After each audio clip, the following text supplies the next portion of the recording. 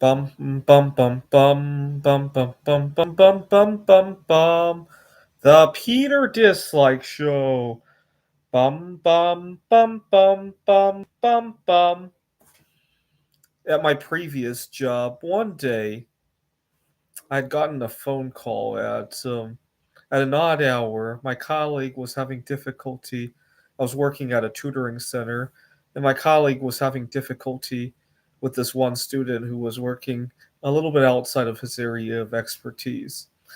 And I was just starting at the time, and I decided that I wanted to make a good impression with the colleague and the boss. And so I rushed in there, and somehow I made it to the center, almost like I had teleported there. Right? Obviously, he called me while he was working with the student, and somehow I made it in there in one piece. I probably was going 80 miles an hour on the road. I can't remember the details.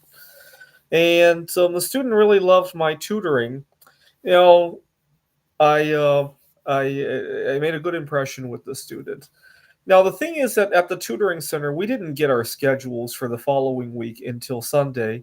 So oftentimes on Sunday there'd be a shock of some sort, an hour that I wasn't expecting, or some hours got canceled, and it made a lot of things very tricky. Planning other things, planning another job, or planning your budgeting. Right, you don't know how many hours you're gonna get. And on Sunday, I got the schedule, and I noticed that my boss had wanted me to work with the student again. Now, don't get me wrong, I really loved working with the student. The problem was that I was working a shift that began at 3. I can't remember when it ended. And the student was only available from 1 to 2 p.m. Now, it doesn't sound like a big deal, but you got to remember what my other work is, right? I was just starting my art career. It just consumed a big part of my time. And when I tried to reply to the email to my boss, I got no response from it. And so instead, I decided to talk to the student about it and see if he could come a different hour because I really loved working with him. And when I talked to the student, he's 18 years old. He was studying, I think, calculus two, and he told me the reason he couldn't come a different hour was that he had just started his first job. I think at a burger joint. And yeah, I gotta feel happy for him, right? And what was really insulting was that he's 18 years old. He doesn't have very many filters on his mouth. He started boasting about how much he had made his first week at the job. Kind of funny, isn't it? And it was almost as much as I did at the tutoring center. And now I gotta waste time to work with him, all because I decided to say yes the one time. I didn't agree to. Had it been laid out in front of me, hey, Peter, would you like to do this shift from here on in? It might be 3 months, 5 months, whatever, however long he's studying this. It wasn't laid out like that. I was jammed in there. And what did I learn from that? I learned to think long and hard. If you don't have time to think long and hard about a decision, just say no. And I call it Nancy Reaganing somebody when I just say no to things, even things that I would love to do. Right. So, for example, unfortunately, at the community college, you know, most of my colleagues have stuff going on. Right. A lot of my colleagues are married, have kids, and all that. And I've learned the hard way. I have to just say no a lot of times, even if it's a subject that I love, even if it's an hour that works for me, even if it's you get all the rest, right? Even if I really do feel for them, whatever their situation is, right? I have a colleague who I don't know how she's doing right now, but she is in remission from cancer, and even then, I have to think long and hard, right? And most of the time, I have to just Nancy Reagan her. The other thing I noticed is that I can't really blame my colleagues because it's a systemic problem. We don't have a culture of reciprocating toward people who are single, right? So, for example, 2 jobs ago, I had a colleague who had childcare issues because this was during COVID. Her kids had nowhere to go, or her niece and nephew had nowhere to go. Her sister was ill with COVID. She was going to take care of them. And so I was thinking that in return for that, I was hoping she would help me network with the right girl, right? She's Filipino.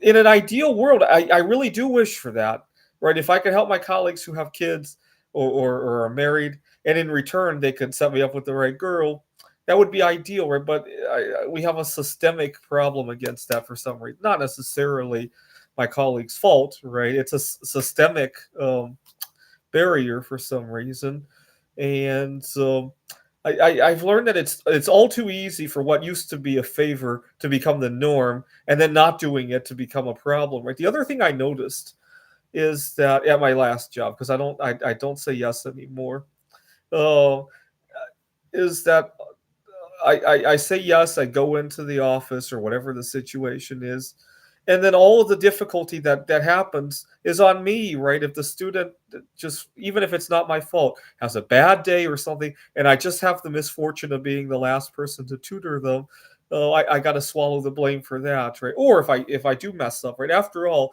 the more hours you take on, the more favors you take on, the greater the probability of a mess up of some sort, right? So, for example, that one student, that 18-year-old, one day, he, I, I, 18-year-olds get really curious sometimes, right? And one day, he had asked me a curious question about something, and sometimes I get too close to the student. I responded to him. I can't remember what it was, politics, financial stuff, or something like that. And my boss was really upset that I answered it. And in the back of my mind, I'm thinking, gee, the last I heard, he's always praising about me. And I didn't even agree to the schedule in the first place. I agreed to it one time. I have to waste 2 hours in order to get that 1 hour session.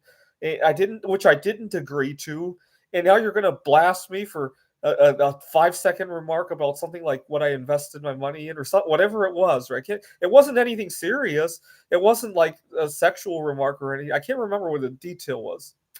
Anyway, it just goes to show that all because I decided to say yes that one time. And so I've taken Nancy Reagan's advice to heart, and just say no. By the way, I love little nicknames like that. Nancy Reaganing somebody. Sometimes I say, if I break up with somebody or somebody breaks up with me, and then they boast about it or even sing a song about it, I call it Taylor Swifting somebody. Or when you make fun of your exes and talk publicly about them too much. To Donald Trump, somebody means to fire them or to deport them or to get rid of them in some regard, right? Oh, I got Donald Trump from my job. I got Donald Trump by my friend of mine or something like that, right? I love nicknames like that. To JFK, a challenge means to do it just because it is so hard, right? It doesn't have any immediate application. Oh, I'm putting together this JFKing this art project over the weekend, right? Feel free to leave any other nicknames for definitions that you might have. This is the Peter Dislike Show. Bum bum bum bum bum bum bum bum bum bum bum bum. The Peter Dislike Show. Bum bum bum bum bum bum bum. Bum bum bum bum bum bum bum bum bum bum bum bum. The Peter Dislike Show. Bum bum bum bum bum bum bum. Bum bum bum bum bum bum bum bum bum bum bum bum. The Peter Dislike Show. Bum bum bum bum bum bum bum.